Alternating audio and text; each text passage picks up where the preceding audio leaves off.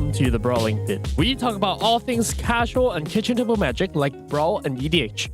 You're listening to episode 42. I'm Johnathan Tang, and he is Jacob. Why, hello there.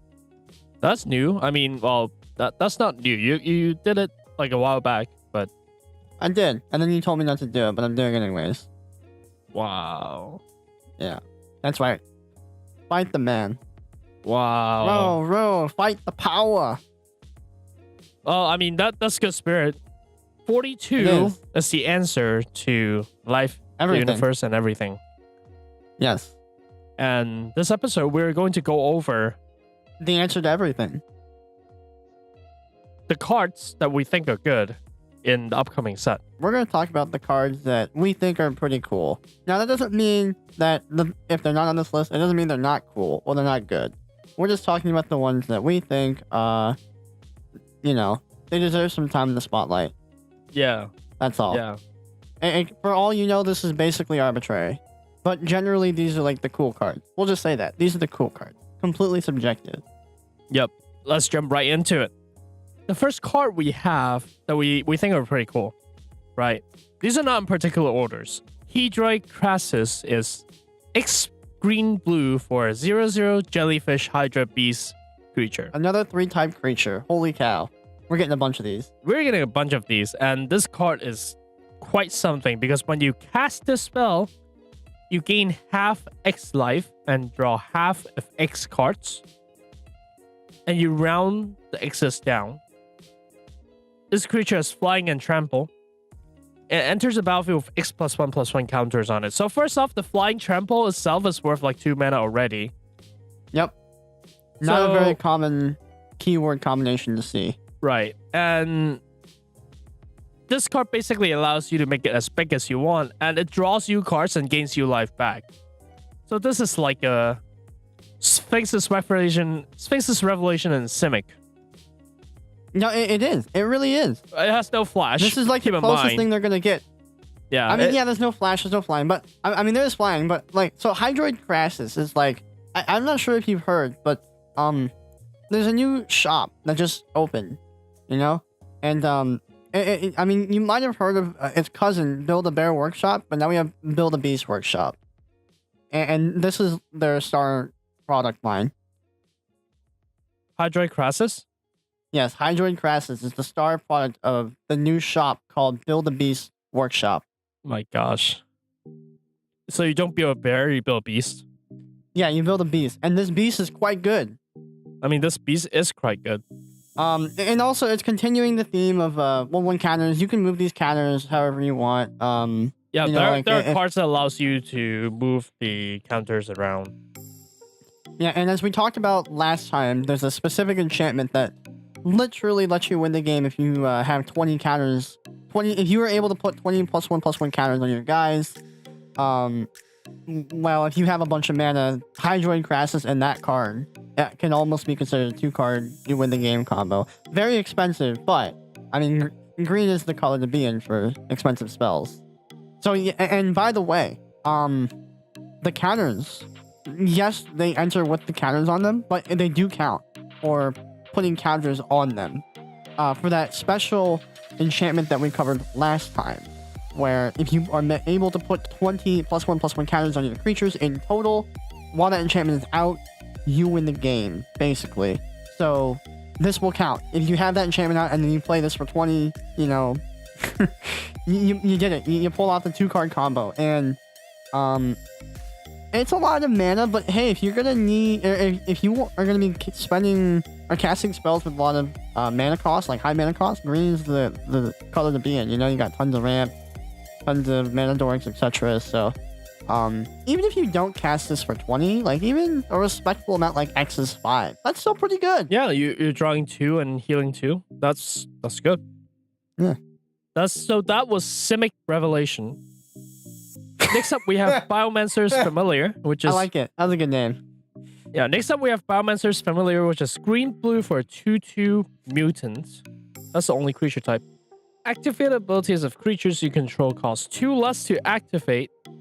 This effect cannot reduce the amount of mana and ability cost you activate to less than 1 mana. You can tap this guy, and the next time target creature adapts this turn, it adapts as though it had no +1/+1 counters on it. This card's So nuts. this is gonna be great. Yeah, I mean, it's gonna completely enable all those adapt strategies. You know, because like the weakness of the adapt, you know, theme mechanic is that you know, you can only do it once if you don't have a way to move those counters off, and so you have to find a way to move the counters off the creature, or else you can just never adapt again, right? Well, this guy is like, well, it's an alternative. It's an alternative to finding ways to have to move counters off you guys. Now, what I suspect will be the case is that you'll still run those other mechanics if you're playing like an adapt deck. I'm not sure if I'm not saying adapt will 100% be a deck, or if it'll just be like gravy on your cards. I don't know.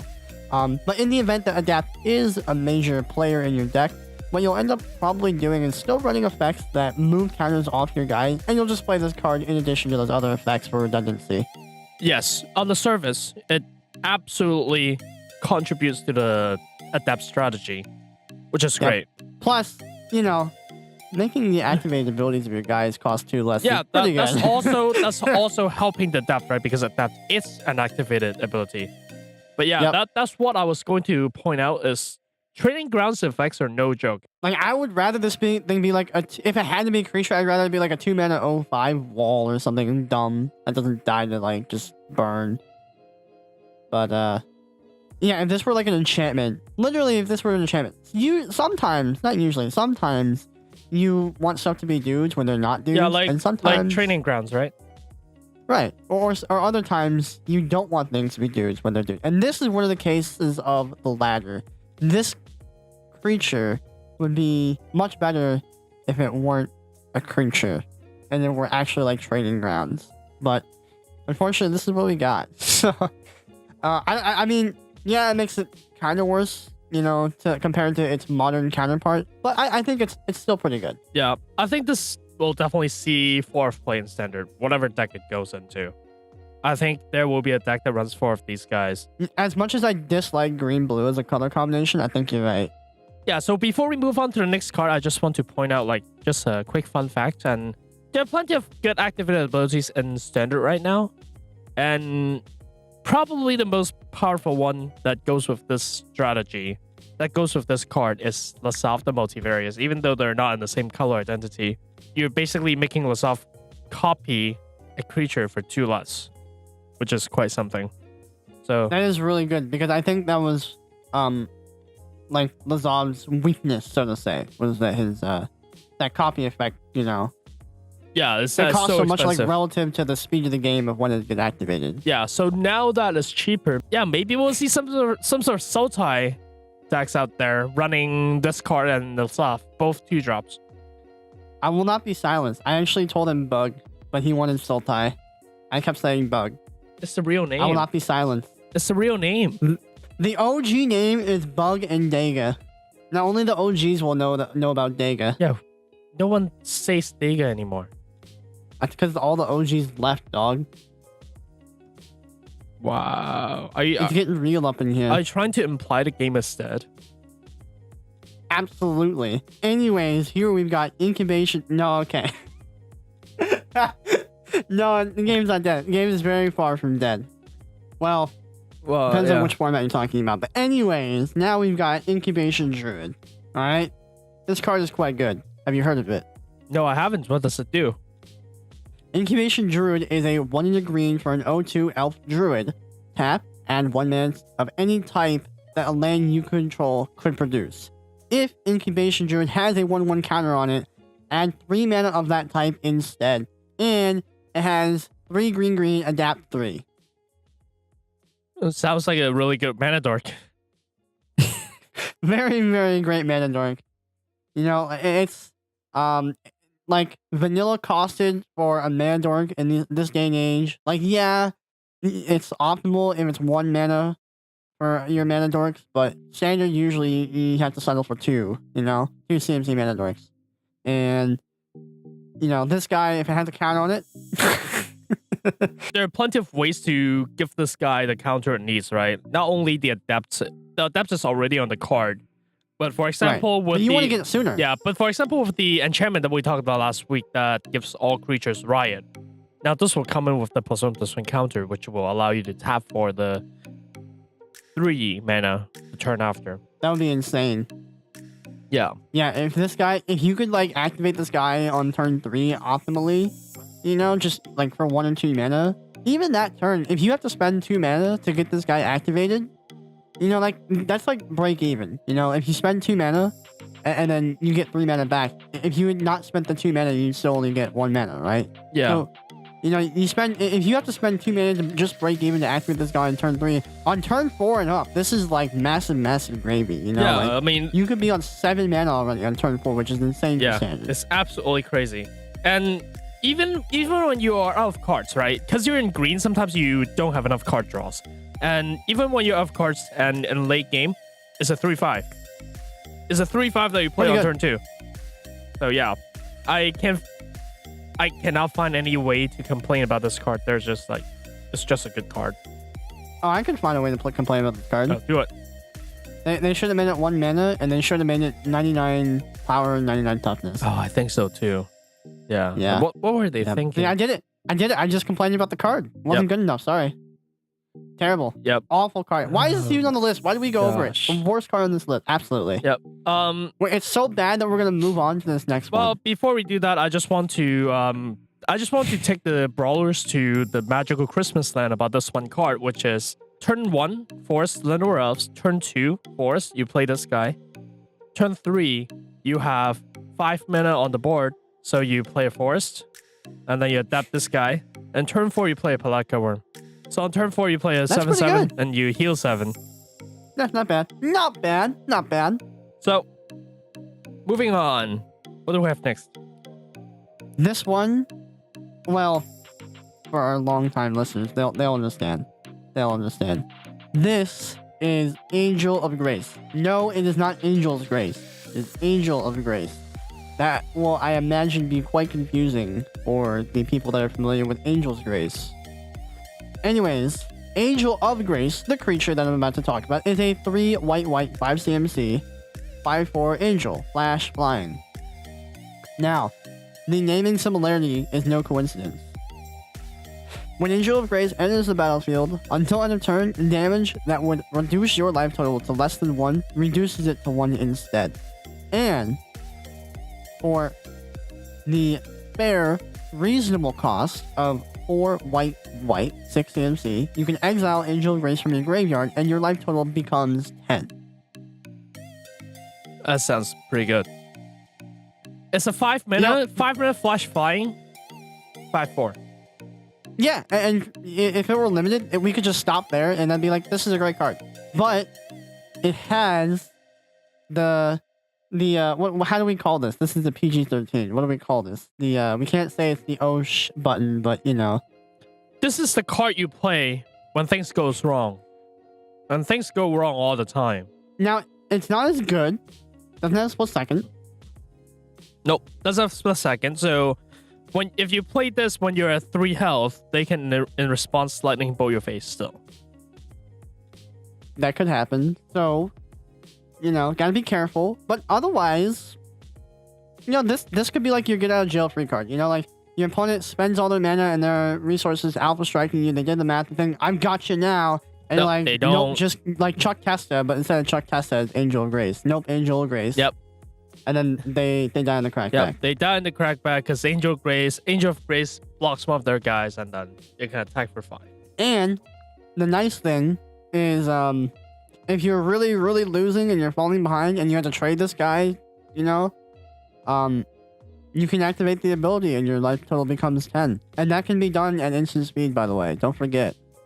So, Angel of Grace, super great card. I love it. So, before we move on to the next card, I just want to point out that Angel of Grace is currently the only card that quote-unquote counters Banefire in Standard. Banefire or Inescapable Blaze. The cards that says can't be countered, well, doesn't kill you anymore. And their damage can't be prevented. Yep. Yeah. Yep.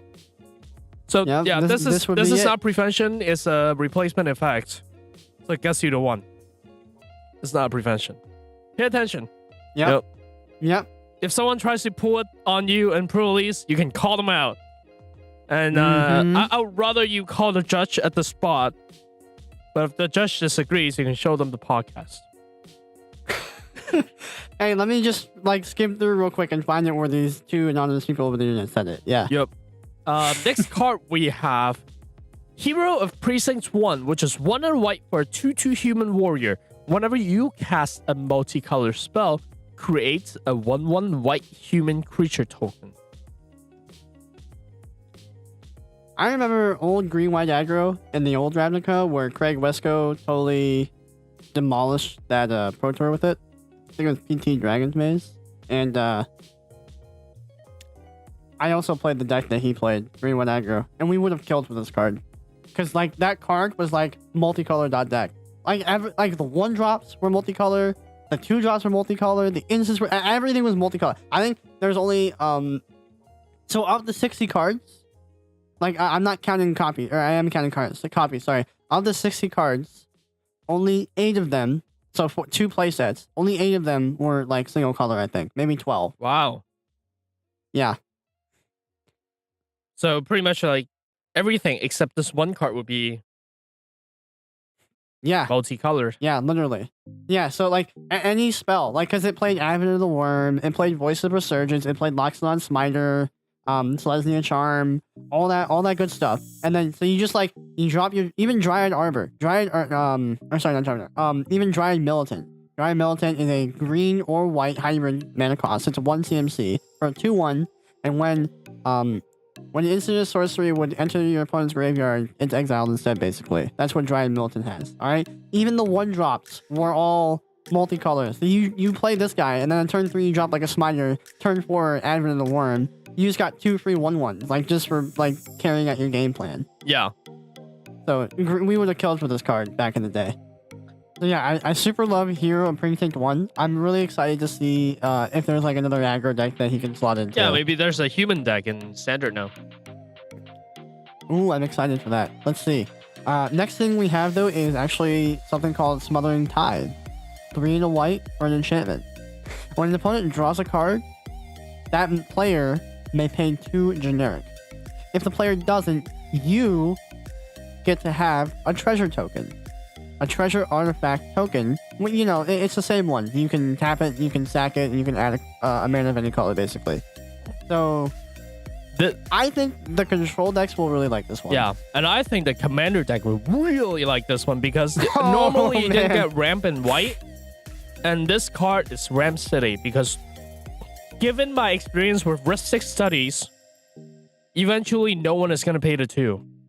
And once one person doesn't pay the 2, no one pays the 2. So yeah, it's like, oh, he already got value. Like, give up trying to stop it. So all it takes is one person to not pay up, and then you're fine. And Risk 6 studies only ask for 1. This card asks for 2, which is 100% more than Risk 6 studies. So I think this card is quite something. I really like this card. Yeah, and you know, in the slower formats that it's going to see play in like Standard, or maybe even like Brawl, like it's going to be really important because like when you drop this card, it's optimally going to be on turn 4, hopefully sooner, but like usually about turn 4 is good, right? And like 2 mana on around turn 4, that's like half your turn, you know, like, and just on your draw step. Yeah. You're like, well, am I going to ramp this guy or am I going to like take off half my turn basically? Exactly. That is so crazy. Yeah, and it's like this card, it feels like kind of sleeperish, right? It's like, oh, it's only a treasure token, but it's like it's a million treasure tokens. Yeah, like I can see myself playing this in limited, right? Even in limited, I feel like okay. So I'm gonna be very careful when I say this. I think in limited, this is probably the weakest in limited, but in limited, it's still quite good. Still the only reason why. Yeah, and the reason I say it's the weakest in limited is because you're gonna spend your turn 4 doing nothing. Yeah. But I guess if you're like a slow player limited, or like your opponent's not doing anything, or like they're not doing enough important things. Yeah, you're in the Azorius counter spell deck, so who cares? Yeah. Or maybe they stumbled and they only dropped like a 2 CMC creature or something on turn 4 or something. Yeah. This is great. Like, just punish them for stumbling, because now they're going to be like permanently behind forever. Yeah, like whatever they do, they're behind. If they cast a spell, well, they ramp you. If they don't, they literally can't put themselves behind. So it's a win-win situation for you. Yeah. It's a win-win situation for you when you play this card. I really like this card. I think this will definitely see play in different formats. And you know, even in limited, even if they don't stumble, like let's say their turn 4 is actually like a pretty decent turn, you know, they either have to slow down, like for the reward for you taking your turn 4 off, they have to slow down and pay, or you get your consolation prize of, well, I can go into my turn 5 like with 5 mana or 6 mana if I have a land. Yeah. So, even so, and that's like worst case scenario. Worst case scenario with this card is you're behind, and you play this card, and now you're kind of still behind, but you're not that far behind. But in the long run, you'll pull ahead. Yeah. So I quite like this card, and that was its weakest scenario. It's like mediocre scenario and good scenario are quite good. Both those other scenarios are very, very good. So I like this card. I'm really excited to play this limited. Absolutely. Well, next up we have a reprint from all the way back from Invasion. Absorb is white, blue for an instant that says counter target spell. You gain 3 life. Very, very simple on the surface. All you're doing is you're countering a spell and gaining 3 life. But in the world where 3 mana counter spell is the norm, this card, the 3 life is literally just an upside. It's just tacked on there for you to get the 3 life. And it's really good against the aggro deck, right? Like when they're trying to play, when they're playing the thing that can deal 4 extra damage on your face. Well, not only you counter it, you also gain 3 life.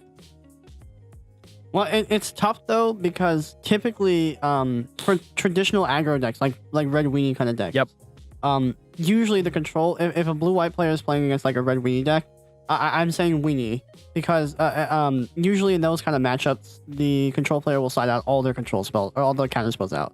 But if you're like against like a not as weenie aggro deck, then I can see you easily leaving Absorb in, or even bringing them in if you don't mainboard them. Yeah.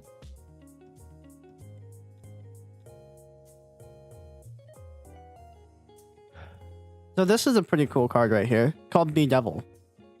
What? Yeah, it costs black, red. Instant, destroy target artifact, creature, or planeswalker. Wait a second.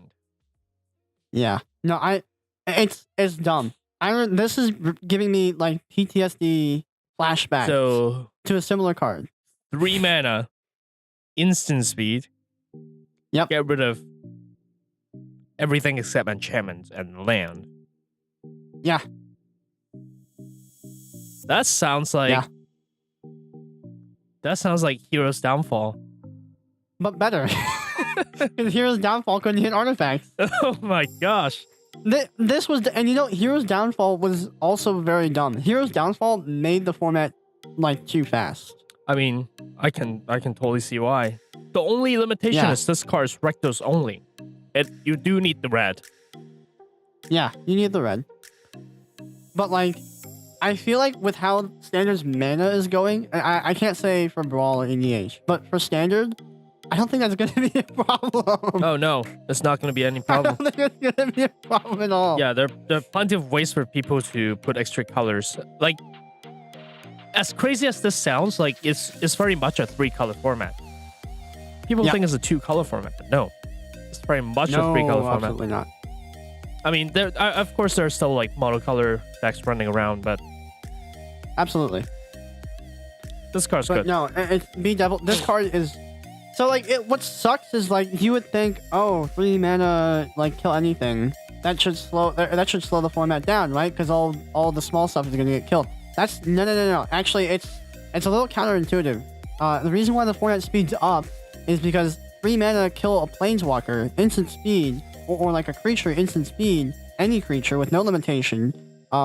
makes it so that like the top end creatures and the top end planeswalkers, like they're not viable because you just get massively out tempoed. Yeah, in Jund, you can run 4 of these and then 4 of Assassin's Trophy. God, don't. Oh no, no! I did it. Please don't do this to me. I did it. Why did Wizards do this? Yeah, I mean, I don't blame you, but this is Wizards' fault. They're the ones that did this. I mean, yeah, it's good. There's no shortage of removal for the small guys. Definitely like the not. weeds. There's always going to be shock and lightning bolt, or sorry, like lightning spear or whatever. Lightning spear. What? I literally can't remember. Lightning strike. Sorry. There's always going to be your lightning bolt, your lightning strikes. There's no shortage of cheap removal for the weeds. The issue is that removing the expensive stuff is too easy. Yeah. Like with the devil. I can see the Jund deck being, having a curve that's Assassin's Trophy and Bedevil in the low end, and just all the mid-range creatures on the high end, right? I'd like to point out there's something really interesting. Do you remember a card called Dreadbore from the original Ravnica, from Return to Ravnica? The removal, the sorcery speed. Yeah, and that costs red and a black, 2 mana. Sorcery though, destroy target creature or planeswalker. Guess how much play that saw? None. Yeah, none. That's It didn't sorcery. see play at all. You would think, yeah, it's sorcery. You would think, oh, it hits both creature and planeswalker, only 2 mana. That's great. Nope, did not see play. It literally did not see any significant play at all. I think it maybe saw 1 copy in a sideboard of a really niche Jund build, but like it didn't see play, and you would think it would, but no, because it's all because of the sorcery speed. Yeah.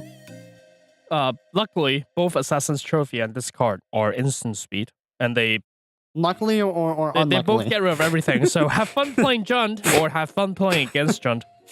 I don't know. Oh, Whichever man. you choose. So the next card is Cindervines, which is red and green for an enchantment. Whenever an opponent casts a non-creature spell, Cindervines deal 1 damage to that player. You can also pay 1 to sack Cindervines to destroy target artifact or enchantment. It will deal 2 damage to that permanent's controller. This card is really, really good against the deck that runs no creatures. It's also really good against any sagas, but I don't think it's as good against the creatureless deck. No, I feel like this is going to be a sideboard card if you're playing like red green X aggro against like some control deck. The moment you see that you're playing against Nexus of Fate, you just play this. Yeah, and against those same type of decks, the second half clause where you get to blow up an enchantment and artifact is surprisingly relevant. Yeah. It's exactly what made Dromoka's command good back in the days. Oh, that card was great. Yep. That was a great card. Hey, you remember Abrupt Decay, right? I remember Abrupt Decay, yes. You want to... So, this is a sensitive subject of mine, so I ask that you bear with me. Okay. I might get a little... So for the uninitiated, it's black and green for an instant that says destroy target non-land permanents with convert mana cost 3 or less, and it can be countered. Abrupt Decay and Hero's Downfall were in the same standard. It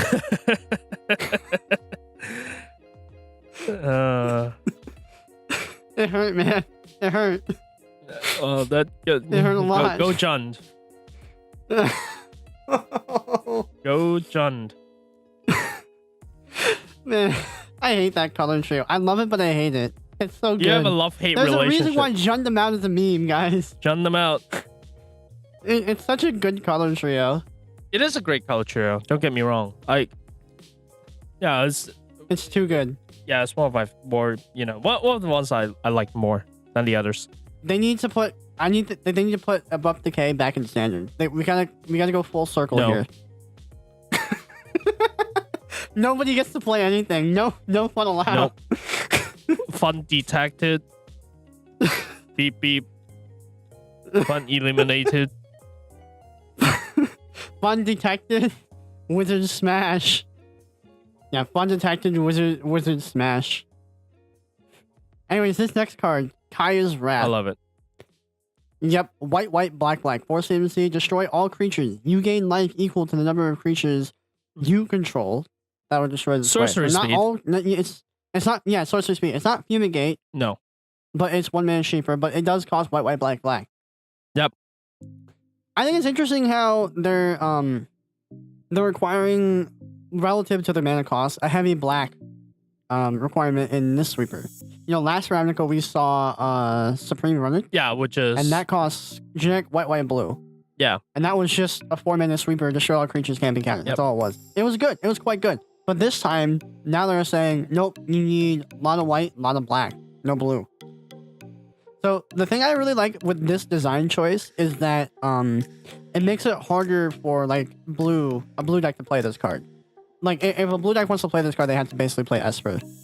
And I think that's good for the new player's experience because having sweepers and counter spells and a plethora of removal all in one deck does not make the greatest, first new player experience. To be fair. So you say that, but the Jeskai deck is still running Nifmizzet, right? That's all true. the Chakran and Shocklands, it doesn't make it any harder to play Kaya's Wrath. That is true. That is true. But I feel like white, white, black, black could be it could be quite difficult, I think, for an Esper deck to consistently have that without taking a ton of pain. So I like how, even though we were just kind of pseudo complaining about Hero's downfall, but better being back, and then all the other great, amazing cards we've seen in this set. Which, by the way, I still love this set. This is a great set so far. From what I've seen. It's great. I like how if you want to play all these cards, like you can't have counter spells, you can't have Bedevil, and you can't have Kaya's Wrath basically in one deck unless you want to have like the greediest mana base ever. Yeah. That's what our standard is allowing us to have, right? Is this greedy mana base, which is Shocklands and Checklands. And Right. Yeah. And that's why 3-color decks usually shouldn't have a problem. But like when you get into like 4-color decks, like it gets hard without fetch lands. Yeah. But 3 lands you should easily, or 3-color decks should easily be able to do it. And especially with the printing of this new set, now we should have all the Shocklands, Yeah, right? we have all the Shocks and we have all the Checks. Okay, yeah. And so, if you didn't know, or maybe you don't play a lot of Standard, what happens, especially, we've seen this with the last 2 Ravnica sets. So the first set that comes out, you don't have all the Shocks. So whichever Shocks got printed, those were typically the strongest decks. Not like, that wasn't like a hard and fast, like, oh, if you don't have all your Shocks, then you're in bad deck. Or 2 out of 3 of your Shocks, if you're a 3-color deck, you're in bad deck. No, there were still some good decks that only played one out of 3 of the Shocks. Or if you're a 3-color deck, you have 3 Shocks, right? Yep. 3 types of Shocks. So 1 out of 3 was still okay, but the decks that were able to play 2 out of 3 were quite good. Now, I mean, you have all 3, so. Yeah. So, are you Mardu players thinking that, well, Medieval is good, but it doesn't get rid of enchantments? Now, no worries. Because you also have Mortify, which is 1 white black for instant. 1 white black for an instant that destroys target creature and enchantment. It's back. Mortify. When was the last time we saw this card? Oh god, like forever ago. Yeah, I think the last time we saw this card was, in a regular set, the last time we saw this card was the original Ravnica. Yeah, not like a supplementary set. No. Like an actual, like, regular standard printed set. Yeah, it's been forever. But anyways, it's been a long time since we've seen Mortify actually in a standard set. But, Mortify, it's great to have you back. I know Dega, aka Mardu, would love to have you. And as I was saying with Kaya's Wrath, I think it's great how, like, they're putting the control heavy and the sweeper card in Orzhov. Like, not blue, basically. Yeah. Not blue. It's just the fact that it's not blue, because like the big thing with blue is that you get your counter spells and you get your big draw spells, right? So like that was what made it like not so fun last time, right? So you had like Esper, you had the sweepers, you had the good removal, and then when your hand was empty, you exhausted all your removal. You're like, oh, I'm gonna Sphinx this Revelation for 7 and like totally pull me out of burn reach and refill my hand. Yeah. So now you still have the sweepers, you still have the removal, but now it's like, well, if you're out of cards, it's like, oh. Yeah. I'm out of cards. So, yeah, if you look at like the big picture, like in the grand scheme of things, the Saurius is a lot more aggressive than usual. You can see this whole thing with like Dovin Bond's first ability, which is whenever a creature you control deals combat damage to a player, you put a loyalty counter on him. And that's not the only example. For example, there's a Sphinx that's flying in first strike, right? You usually don't see first strike cards on Azorius. But now you're getting those more aggressive creatures in this guild. Whereas like guilds like Orzhov is getting more control-y packages. So I think it's a pretty interesting direction they're trying to take here. I'm not saying that there are no counter spells or, removals in white and blue. Of course, there's still those guys. It's just you're seeing a lot more creature interaction in that guild than... Yeah, the focus really seems to be on Orzhov, which I welcome. I welcome it. Yep. All right, let's talk about the next card. We have Thresh and Threat. Thresh is Squirrel, which is red or green, and red or green. For an instant that says target creature you control deals damage equal to its power to target creature or planeswalker you don't control. So straight out, get rid of something, because in Gruul, you have a 4-mana 6/6, 5-mana 10/10. It's really easy for you to remove things. Threat is 2 red-green for a sorcery that creates a 4/4 red and green beast creature token with trample, which is Beast of Vanilla Test. What do you think of this card? I think it's great. So it's a removal when you need it to be a removal. When your opponent is behind and you want to put more pressure on the board, just make the 4/4.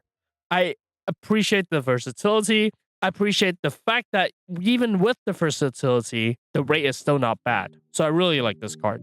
I think the really important part to me for this card is the fact that the left half can hit planeswalkers. That's really important because, like red, green, first of all, just doesn't really have a way to interact with planeswalkers directly. Yeah. And red, the only way they can interact with planeswalkers is, burn them out. But, what if it's a high loyalty planeswalker or high loyalty counter planeswalker? That's going to be hard. Whereas if you have like a big fatty creature like you would in red green, and just coupled with the versatility of, I can pay vanilla rate for a 4/4. Yep. I think this is going to be good for red green X. Oh yeah, definitely. All right, so next up we have Repudiate and Replicate, which is also a split card. Repudiate is Simic for an instance that counters target activated or trigger ability. Replicate is 1 green-blue for sorcery that creates a token that's a copy of target creature you control. What do you think of this card? Well, the first thing that jumps out at me is that mono green now is a stifle. Mono green stifle is now modern, boys. I don't think it's actually going to matter too much, but I mean, who knows? It's great. I think it's great. Green doesn't have the best time to deal with activated abilities, right? The green isn't really the huge factor to me. What actually is a bigger factor to me overall is that Stifle is now modern legal. Yeah, Stifle is now modern legal. Now, I mean, yes, before we have the Salah, we have the Stifle bird, but now there's a cheaper variety, which is no longer 3 mana. We finally pushed the rate down to 2 mana. With more bargain with wizards, maybe one day we'll get the 1 mana Stifle in modern. You know how everything in Legacy basically costs 1, 2, or 3? Yep.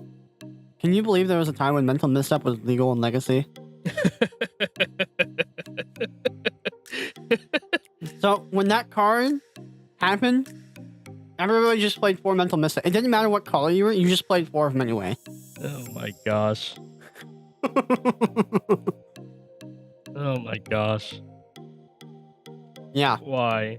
And that's what this reminds me of. I don't know. It's just like the fact that we have a new counter spell coming back. You can mental misstep the mental misstep. You can. It happened. It was dumb. Okay. Moving on, we have Incubation and Incongruity. Incubation is Simic for a sorcery that says look at the top 5 cards of your library. You may reveal a creature card from among them and put it into your hand. Put the rest on the bottom of your library in a random order. So it's more like a green effect than a blue effect because it filters the top 5, but it's only a creature. Incongruity though, 1 green-blue for an instant that exiles target creature and gives that creature's controller a 3/3 rock lizard creature token. I think this is a really good removal in Simic. And We're seeing a lot of good removals in this set. Yeah, and you know, the one thing that I've actually mentioned time and time again, it doesn't matter for standard this time around, but a lot of older creatures, especially in the modern era, they have clauses that care about when they leave the battlefield, not just when they die. And so I feel like they should really not be lazy, and they should just they should use the effect lose all abilities, not just exile, because that gives them more. It gives them more room to play with, right? So now they can have creatures that care about when they leave the battlefield, not just when they die. But they also have higher quality removal, quote unquote, that make them lose abilities too. So yeah, that's true. And when older formats are in the picture, the LTB effects are definitely something that you need to keep in mind with. But yeah, for like Jacob said, for the scope of standard, exiling usually is good enough. Yep. It hits everything except the hexproof guys. So I like it. I like this card. I still think there needs to be a master spell kind of effect in standard too. That'd be really cool. There is. What is it? Well, it's not a master spell. The spell's one thing. But it's the no, like a massive, everything loses all abilities, but it doesn't kill them. They just lose all abilities. Just one thing, right? Because the Merfolk Tricksters in standard. No, all creatures in the battlefield lose all abilities on their turn. Oh, yeah, I don't know. I think that'd be a cool card. Make it happen. Make it happen, Wizard. That was a thing. It turns all creatures into frogs, or it turns all creatures into morphs. Yeah, there was also sudden spoiling too. There was also sudden spoiling. Yeah, in modern. Yep. So there are plenty of effects. There are plenty of effects in old Magic, just not in the new ones. But new Magic doesn't have it. Let's go. All right.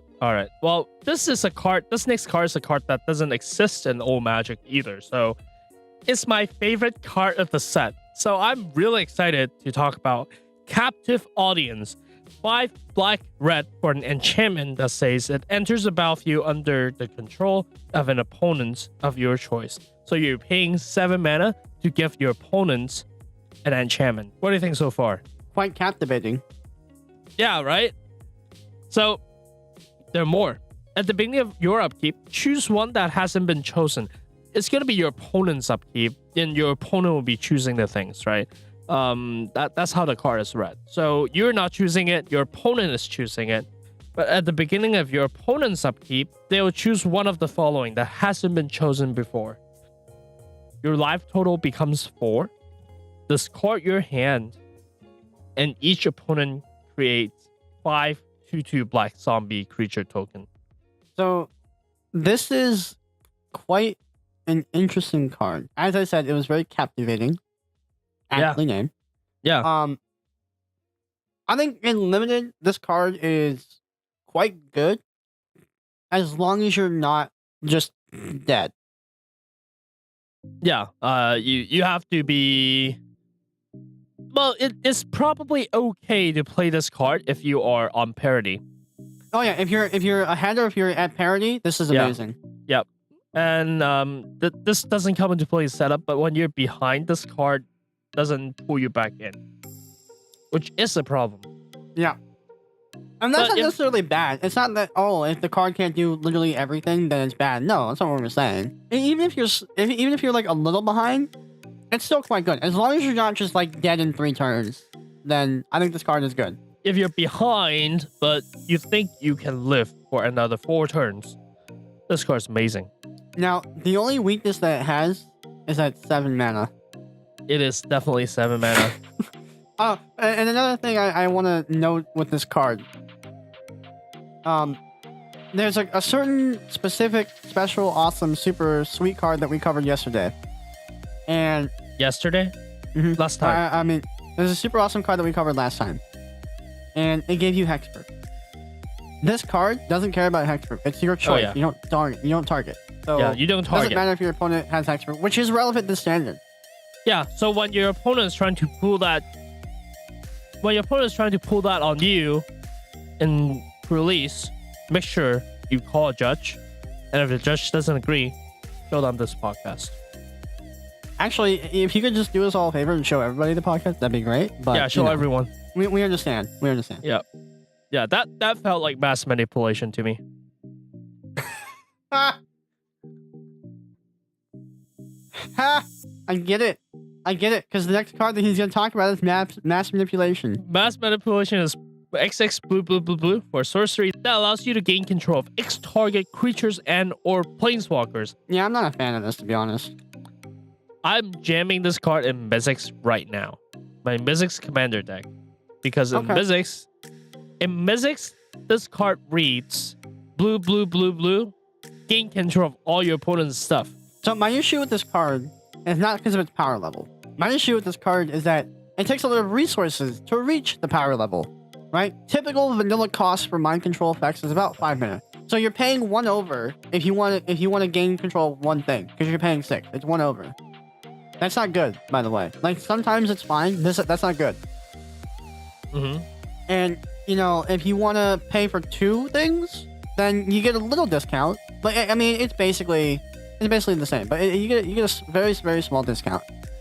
And then if you want like a good deal, if you want like good value, you gotta pay for X is 3. Yeah, if you want to go to Value Town, X equals 3, then you are in Value that Town. ticket, if you're playing this card, that ticket to Value Town is really expensive. So that's why I don't like it. Yeah. But like, obviously, if you just have like 20 mana, this card's great.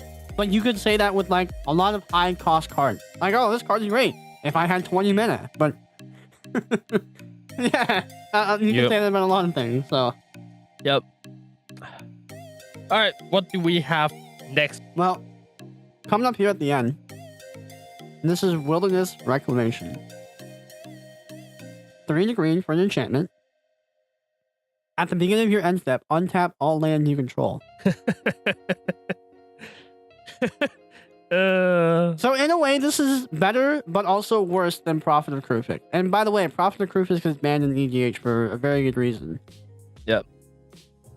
So let's break it down. This is half a Seaborn Muse. Yeah, let's break it down a little bit. So this card is better than Prophet of Krufik in that 1 costs 4 instead of 5. That's pretty good. Second, it's not a creature.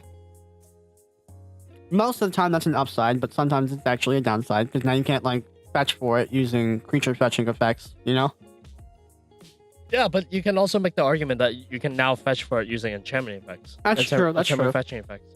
Downside, which I reckon this is a necessary downside for balance.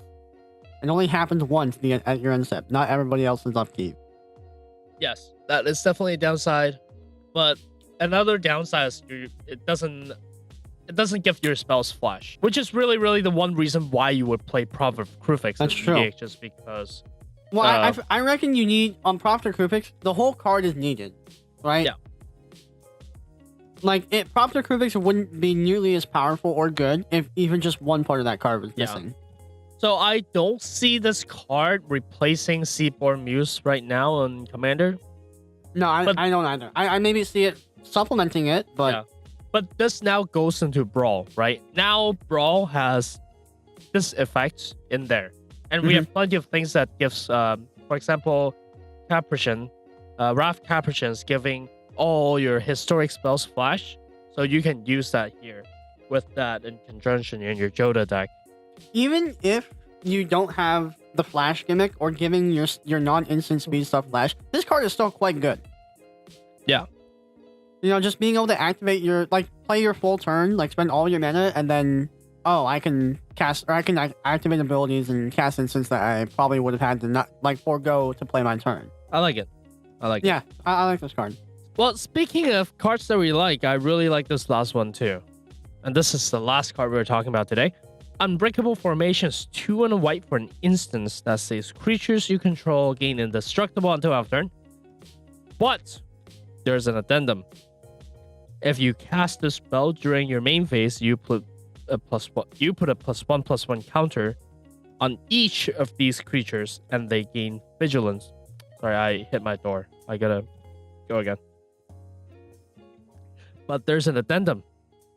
If you cast this spell during your main phase, put a +1/+1 counter on each of these creatures, and they gain vigilance until end of turn. That is really, really good. Yeah, I like how Especially this when- card yeah. is like sweeper protection, but also if you don't need it as sweeper protection and you just want to like bust through for some combat damage, it works Yeah. with both. When you have like 2 of these in hand, now you can just, I don't care. Just go at it. You and your Boros aggro deck, right after you cast your heroic reinforcements, go at The it, only thing that's man. missing is this card needs to give haste.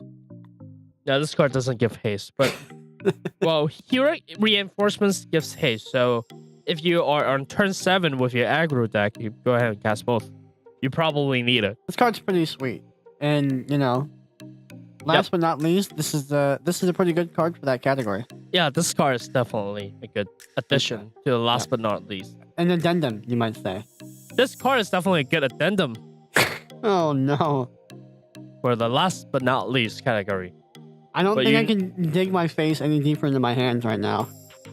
But what do you guys think? Let us know. Like, are there cards that we haven't talked about that you really, really like? Do you agree or disagree with any things that we talked about this episode? If there is, let us know on the social media. You can visit us on Facebook, YouTube, and Twitter at Brawling Pit. You can find us on Reddit at r/Brawling Pit.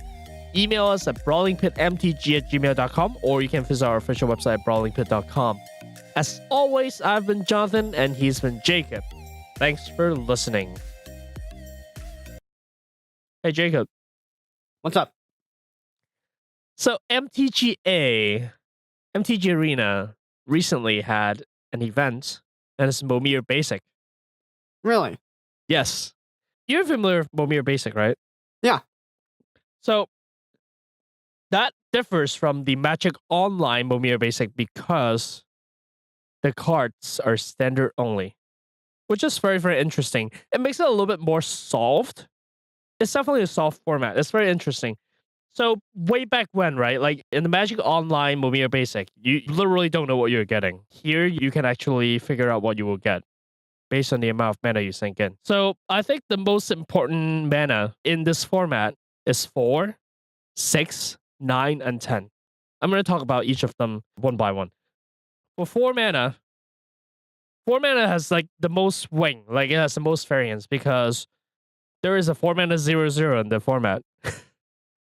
But there are also a lot of 4 mana destroy something or 4 mana exile something at 4. So 4 mana, like it's the number you go for when you want to get rid of something. But sometimes you will hit the unlucky side of the coin and you will just get nothing. You have spent 4 mana for nothing, which is pretty bad. But not as bad as 6 mana, because 6 mana, if you hit Demon Lord Belsanok, that mills your entire library and you just lose. Belsanok is the Phage lottery in this format. I believe it. So what about 9 or 10, right? We talk about 9 or 10. On 10 drop, there's only one 10 drop card in standard. Can you guess which one it is? I actually can't. It's sad. I'll give you a hint. It is a Firebox promo. Oh no! It's the Is it that Impervious green Great idiot? Worm. It's the big green idiot, right? Yeah, it's a big green idiot. It's Impervious Great Worm, which is 7 green for Yeah. a 16/16 worm that's convoke and indestructible. Once you hit 10, if your opponent has no threats on the board, you can just keep spamming Great Worm over and over and over again because you know for sure you're 100% getting the Great Worm if you sink 10 mana into your Momir. That is insane. 9 drop is kind of a lottery. On 9 mana, you can get one of 3 things. There are only 3 9 drops in the entire standard. The first one is a 7/5 Hexproof Convoke. The other one is a 6/6 that brings a land back from your graveyard to the battlefield. That one is okay. I'm okay with that one because you were discarding land over and over again. It's okay for you to ram yourself a little bit on turn 9. The last 9 drop is the reason why I always play my mountain over all the other lands because the last 9 drop is Sakama. You You know, remember Sakama, right? Oh, absolutely. And I think it's great how they're finally taking advantage of the digital environment. Yeah, this is great. This is a great format. Like I have so much fun playing. I agree, and I really hope that they continue to do, these type of things that they can't do with paper. Yep. Just Yep. like time to become unshackled. Become unshackled from your paper bonds. Yeah. And kill paper. No, I'm just kidding. Don't Yeah, kill kill the paper. trees. Don't do it. Do it.